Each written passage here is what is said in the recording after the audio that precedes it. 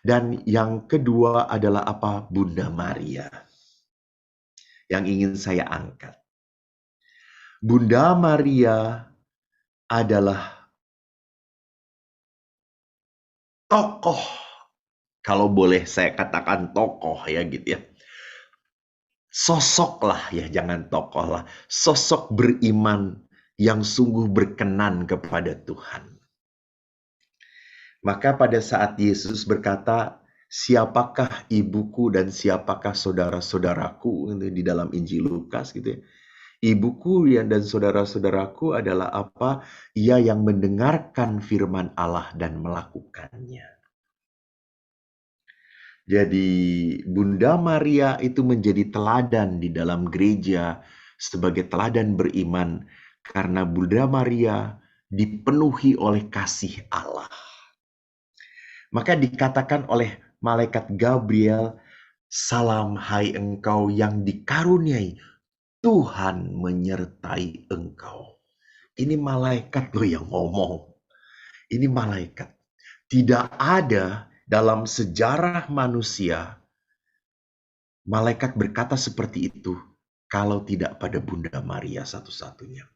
Tuhan menyertai engkau. Allah yang memilih engkau. Jadi Maria memang adalah sosok manusia yang dipenuhi oleh apa? Oleh kasih Allah.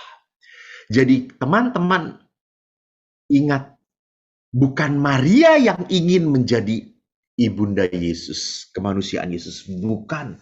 Allah yang menghendaki Maria. Jadi memang semata-mata ini adalah karya Allah di dalam pribadi Maria. Dan Maria memang sungguh sangat menjadi pribadi yang bekerja sama. Jadi kan kalau ditanya kalau begitu Maria bebas atau tidak? Bebas. Karena Maria adalah sosok yang sederhana. Dan Maria adalah sosok yang taat kepada apa? Kepada hidup iman dia sebagai seorang Yahudi. Dan dia tidak sederhana gitu ya.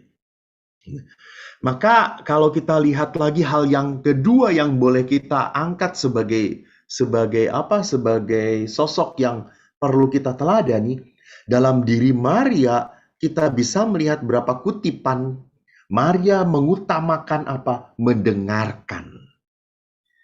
Mendengarkan Allah daripada mendengarkan dirinya. Bahkan waktu mujizat pertama terjadi pun dia berkata kepada para pelayan, lakukan apa yang dia katakan. Dan artinya apa? Maria setelah ngomong mereka kehabisan anggur.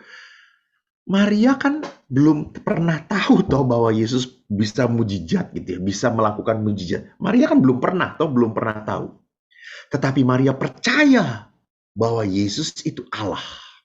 Bahwa anaknya ini Tuhan. Maka Maria langsung ngomong, mereka kehabisan anggur. Dan Maria mengatakan, lakukan apa yang dia katakan. Karena Maria percaya Yesus punya power. Yesus punya kekuatan.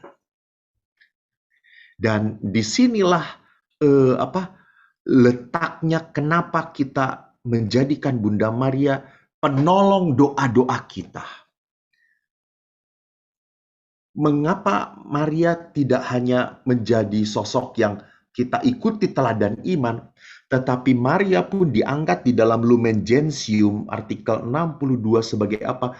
Pembantu, perantara, pembela doa kita di hadapan Allah.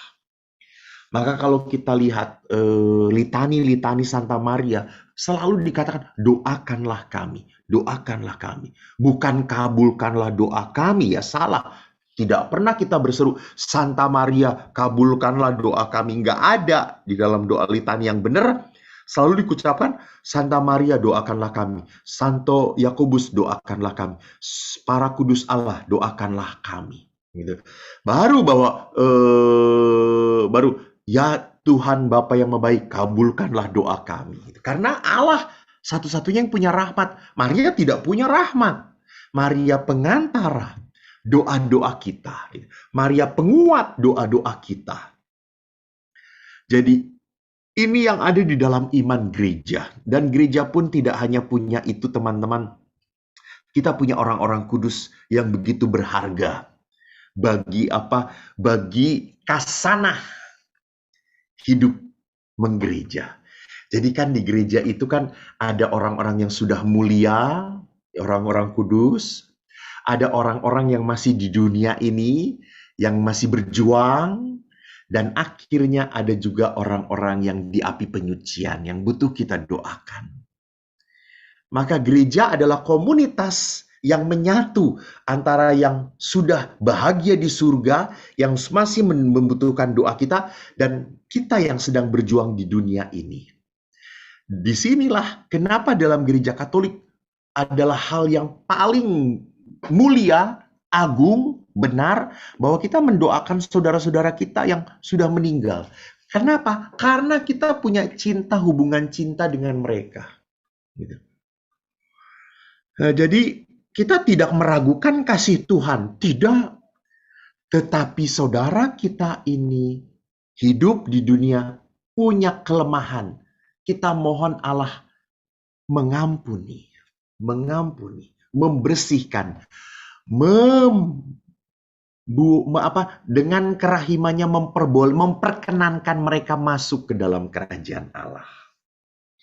Dan sungguh suatu hal yang boleh kita banggakan juga, bahwa gereja Katolik bukan gereja yang cuma ngurusin hal-hal yang spiritual gitu. Nggak, ingat, gereja punya karya-karya cinta. Gereja punya karya-karya kasih gitu ya. Gereja punya pendidikan untuk orang-orang terlantar, gereja punya karya-karya karitatif gitu. Bahkan Bapak Paus pun, Bapak Uskup pun di mana-mana selalu berkata bahwa kita tidak pernah boleh menjadi orang Katolik yang berpuas diri. Maka lihat toh, di dalam gereja kita sekarang, Arda sekarang, kita harus menjadi orang yang mengasihi, peduli, dan menjadi saksi. Inilah iman kita. Inilah kekuatan gereja kita.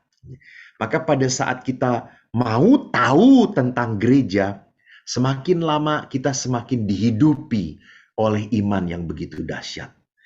Semoga sharing saya yang singkat ini membuat teman-teman semakin menghargai iman Anda dan membuat teman-teman semakin hidup di dalam iman kalian. Shalom, Tuhan memberkati. Terima kasih.